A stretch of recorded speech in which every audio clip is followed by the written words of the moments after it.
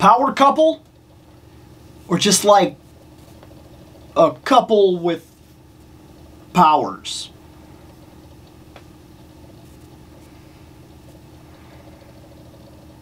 Let's talk about it.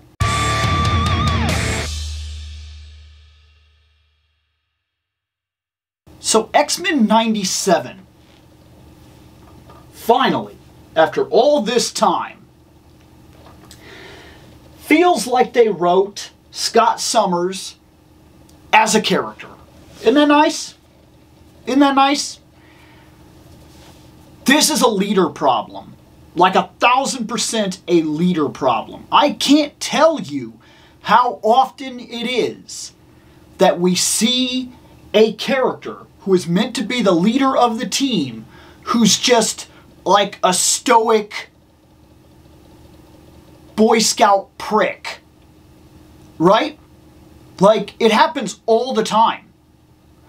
And it drives you crazy if that's a character you like because you read material where he was written well. Like in the comic books, Scott has problems, but he's a defined character that moves through a progressive arc that has his ups and downs, and there are times that you can be like, I am not a Scott person. And then there are times that you can very much be like, you know what, I'm on Scott's side, 100%. I think that's real. And you could be like, I like him, he made good decisions, or this or that. And you can argue these points. But then you go into the animation, especially the 90s X-Men, and what was Scott's purpose? Make Wolverine look cool. That's it. Be the teacher's pet, the kiss ass, and make Wolverine look cool. That's it. In fact, Fandom Night, the other channel that I've done some podcasting stuff with, a lot, has already talked about this on some of their X-Men episodes. And we discussed Scott specifically in the first 2 episodes. And then talked about his decline into being a hardcore make Wolverine look cool character as the show goes on. And it is nauseating to watch these kinds of characters be handled the way they're handled, knowing the whole time they could have been written better. And it's not just Scott. It happens with characters like Leonardo. My favorite turtle, by the way, is Leonardo. And boy, if you can't just blatantly watch, the first Turtles movie is different. He feels like an actual character. The second Turtles movie, he's exactly what everybody complains about in terms of Leonardo. And the third movie, he's even more that. When you watch The Next Mutation, terrible show, don't watch it. When you watch The Next Mutation, terrible leader. Awful Leonardo. Absolutely terrible. And show after show has played this angle of making Leonardo a terrible character. But when they do him right, like in the books, for example, or in the 2013 animation, they really do him right. And it makes me love that character. Recently, everybody watched X-Men 97. Scott got a lot of screen time. He got a lot of character development. And I watched a whole lot of people come out from the woodworks being like, oh man, I love Scott. Scott this, Cyclops that, Scott blah, blah, blah. And I'm like, he was always like that if you would bother to read a couple books instead of just watch the animations or the X-Men movies, which did Scott no favors at all. Now, Cyclops my favorite character? No, he's not my favorite character. I have gone back and forth in my history with X-Men, finding Gambit, Wolverine, and Jean Grey to be my favorite characters. And they pivot depending on the storylines that are being told, and sometimes what kind of mood I happen to be in. That's very true. That being said, I have never owned a 90s costume Cyclops. So this was an absolute. And her. I don't like 90s costume Jean. But when I was getting Scott, I felt oddly compelled to have this figure on the shelf. Say what you will about that. It definitely doesn't fit my normal rules that say these characters, these situations, they have to mean something to me. That is the Jean I grew up with. I guess I'll give it that. And I did love X-Men 97, and I really loved what they did with Jean, especially these two heads that allow you to pick which one it is, whether you want it to be Jean or Madeline Pryor. First off, that was a brilliant detail that I was not expecting, was the change of the hair that let you know which one you were dealing with. Absolutely unbelievable. Freaking fantastic. And then that whole storyline brings up questions about Scott, like where his loyalty should have actually lied. But that's the greatness of X-Men, is being allowed to ask complicated questions. And yes, for what it's worth, X-Men, the Merry Mutants,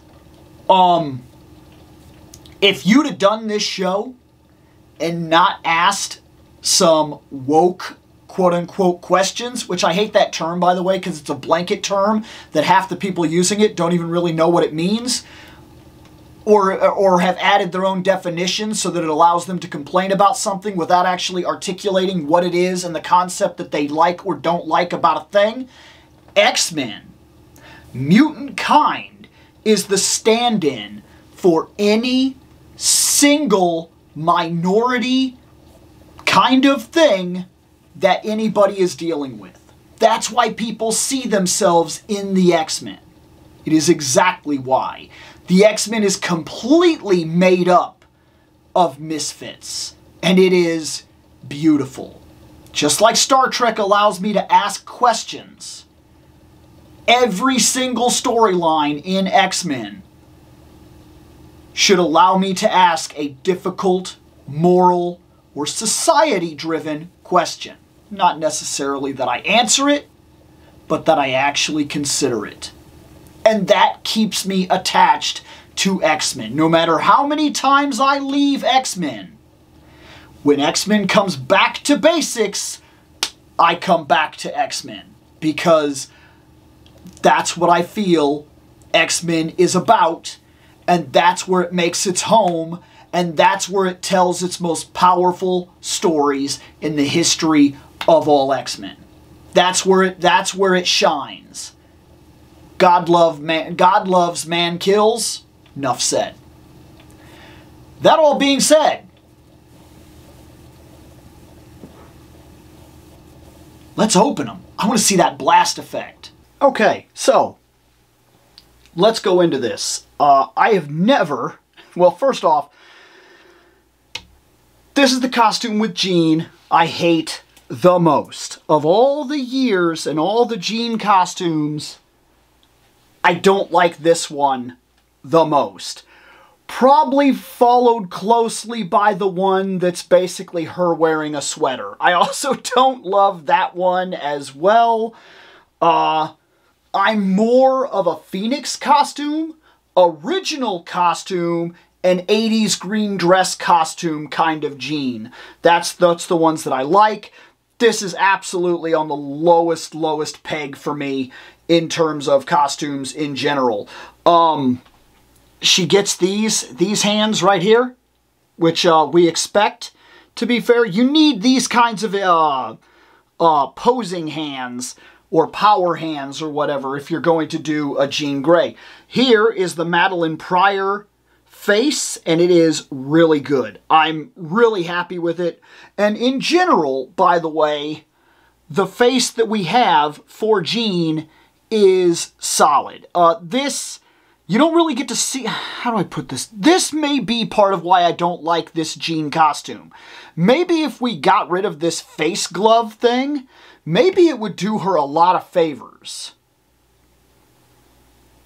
I should actually try that I should, like, get a different head and try it on. I think I have a Jean Grey head that's just like a red head. I should probably try that and see if it makes any kind of real difference. I get it. The yellow and blue is kind of a throwback to the original suits of the X-Men. I kind of like that. But there's something about this bodysuit thing. I have never been a fan of this costume. And more than likely, I simply never will be. It is not my favorite by any means whatsoever. But as far as this figure goes, I don't see much reason to dislike it necessarily. In terms of the butt sculpt, it's fine. We have a lot of movement here. Believe it or not, we have more movement than I was expecting. Is this? I think this is a separate piece. That's kind of cool. I wasn't expecting that. This is a separate piece, and I actually like this a lot because it hides the seam in the hips and allows for all that movement without breaking anything up. I actually think I like that a lot.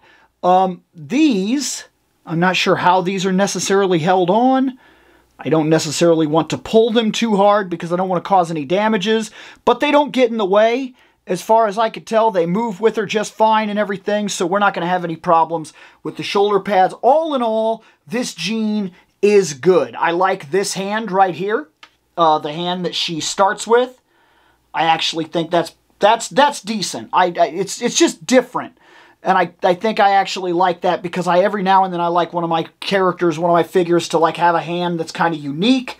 So I may keep these hands the way they are for display, or I may purposely give her this hand and replace the fist. And I think I am going to keep her with the ponytail. I like the long open hair on female characters, but because I know this is like the Madeline Pryor hair and what I'm really going for is a Jean Grey, this is what I'm going to keep it as. So Jean Grey steps to the back, and we look at Scott Summers. Permaflex Scott Summers is looking absolutely fantastic. I've heard a lot of people say that they're not a big fan of this one, that they didn't like the hair, and that it's... I keep getting this. It's too cartoony looking. This is X-Men 97 Cyclops. In case you are confused about what it is you were buying, this is X-Men 97 Cyclops, meaning this Cyclops is from the cartoon X-Men 97. So as far as I'm concerned, he looks perfect. Like, I don't think that this could have been any better. This yellow is sharp. I mean, it really pops. This blue is sharp. As far as I'm concerned, his colors are perfect. Just the right amount of detail in terms of all the pocket linings, these pouches and everything like that, which I've always wondered in terms of Scott, what is all this? What's he carrying around in his utility belt? I've never actually got an answer to that. I don't know what he is carrying around, but in terms of this Scott, this is the whole reason I bought him, was for this face, the blasting face. So we're going to put the other head on him. There's the head right there, and it has, oh, come on, it has the hole in there so that we can add the blast effect, and that is exactly what I'm looking to do. Here's the blast effect, real simple. Come on. Boop. There. It's a real simple effect, and I've heard, or rather, I think I've seen that this blast effect is kind of a reuse. There was another Cyclops that had this kind of effect, where he had a blasting effect. There we go. Kind of slip it in. Now it's coming out of his eyes, and I'm curious. That's something I was wondering right there. That just answered my question. I was worried that maybe he would be too top heavy, or like his face would be strangely heavy because of the blast effect, and he would not be right. I guess is the, I don't know how I'm trying to explain it right now. I know what I'm trying to say, but I'm kind of not saying it.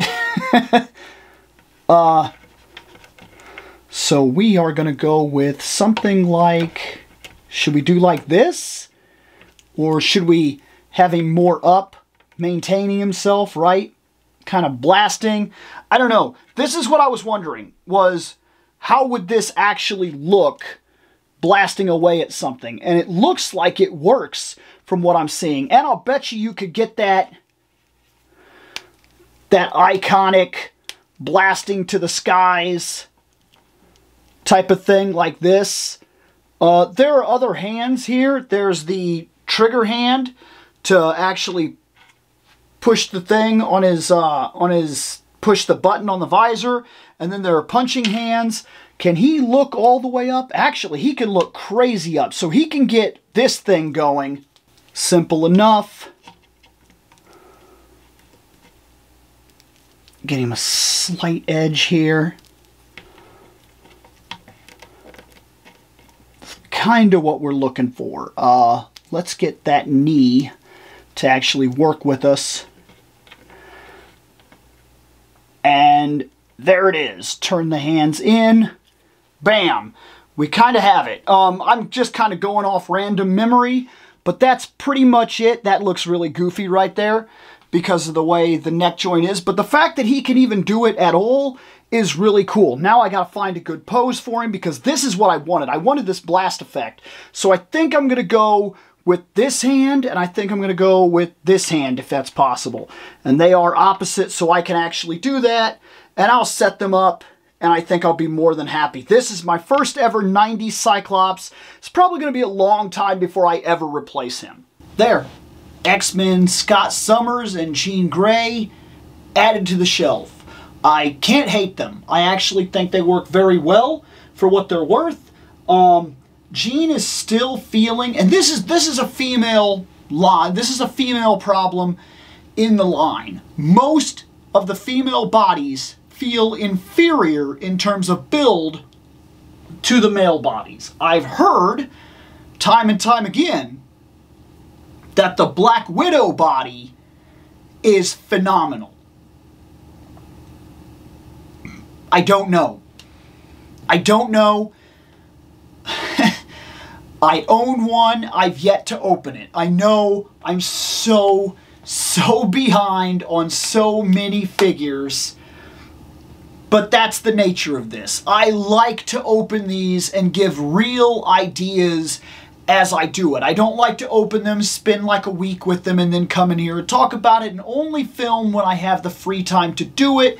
So that kind of really interferes with how long it takes me to get a figure sometimes. What ends up taking its place in the rotation of what I feel I want to cover first. And sometimes I just feel like I want to open Motu, and I just feel like I want to get to this new thing that just came in, and so that stops me from opening certain things at certain times. And that's kind of what happens sometimes, because Scott and Jean have been sitting on the shelf for a while, and the Black Widow's been sitting on the shelf even longer. She does have some body problems. Not terrible. She's not like an old feeling figure necessarily, but very much the female bodies in Marvel Legends often feel inferior to what we're doing build-wise with the male bodies. I don't know if that's got something to do with them being smaller, so it's more difficult to put all the different things in, like the butterfly joints for the arms and whatnot, because they really don't have the same arms at all. Scott has the straight up internal butterflies that allow him to go all the way back and all the way forward and things like that. And he also has, like he has the wrist here, as well as the double elbow, as well as this. Jean has a shoulder, like a rotating shoulder, and then the bicep right here, but doesn't have the extra piece, and is like very, very thin, which you want her to be, but then like there's no mid crunch or anything like that. Anybody that already collects Marvel Legends knows exactly what I'm talking about. We have been in desperate, dire need of updated female bodies in this line for a very, very, very, very long time, especially as the male bodies get updated over and over and over again. And you know what I'm talking about. Like when they release a new Spider-Man body, like the Renew Your Vows body, and then they start using pieces of that body, if not the entire thing, as reuse for all the different males in the line, and all of a sudden every male in the line just has unbelievable solid posability, yet feels balanced, is bulky, but is not way too big. It's perfect. And it makes every other figure that comes out with mild attachments feel that much more perfect. But we don't get that for the females of the line. The females of the line always feel like they're 3, 4, 5 years behind the males of the line. I need to go out of my way at some point, and I need to open that Black Widow and see why everybody was so hyped. And I'll get to it eventually. And I'm sure I'll be stunned. I love Black Widow regardless, so I'm sure I'll be stunned and I'm sure I'll very much enjoy it. But for right now, what we're specifically talking about is we have added Jean and Cyclops to the shelf. That is not my favorite Jean by a long shot, but I don't mind having her. If I'm being perfectly honest, if it wasn't for X-Men 97 being such a good show and me having such a draw to the original 90s X-Men series in general, she probably wouldn't mean enough to honestly stay on the shelf. And not way too long ago, we removed Emma from the collection because I still do not feel like that White Queen, that Emma Frost, is not up to par. This does not feel like that. This feels like it's still a good figure. Which brings me to something. I need an Emma Frost. I need a good Emma Frost. Even if I gotta go out of my way and make it myself. But come on, Marvel. I need an Emma Frost. I need a White Queen that's worth the purchase. Anyways, I'm gonna get out of here.